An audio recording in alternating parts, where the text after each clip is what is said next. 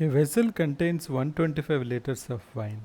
25 liters of wine was taken out of the vessel and replaced by water. Then 25 liters of mixture was withdrawn and again replaced by water. The operation was repeated for the third time.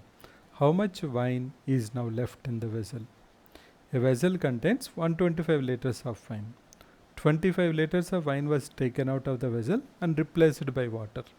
Then 25 liters of mixture was withdrawn and again replaced by water.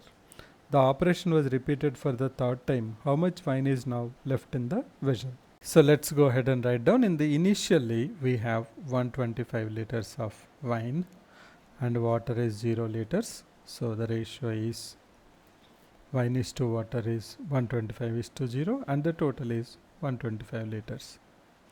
Now 25 liters of wine was taken out of the vessel. So what happens now? This will become 100 because 125 minus 25. Water is 25 liters now and the ratio is 100 is to 25. And replaced by water. This makes sure that total is again back to 125 liters. Now 25 liters of mixture was withdrawn and again replaced by water. 25 liters of mixture means both wine and water are withdrawn in the ratio of 100 is to 25. So let us see out of 25 how many liters of wine is removed. So to know that, left out wine will be 100 original minus 25 liters into 25 liters of mixture was withdrawn, but out of that wine ratio will be 100 by 125. So simplify that, we will have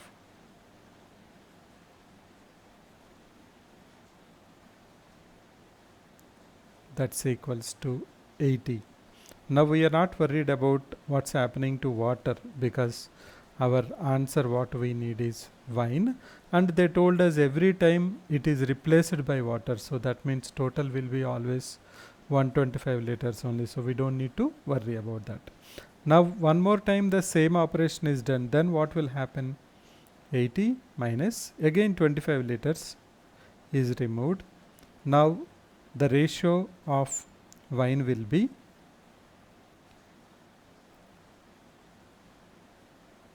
80 divided by 125. Simplify that, 25 will go 5 times, 5 will go 16 times, 80 minus 16 is 64. So the wine left out after third time is 64 liters. Now if you observe, this problem is actually a geometric progression. Initially 125, then it became 100, then it became 80, then it will become 64, because if you see the geometric progression there, we have 0.8, 0.8.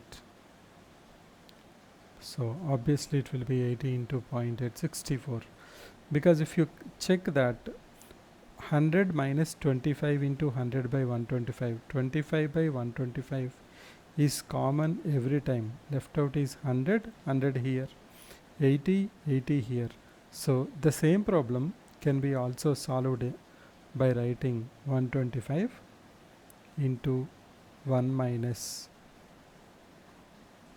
1 by 5 whole cube.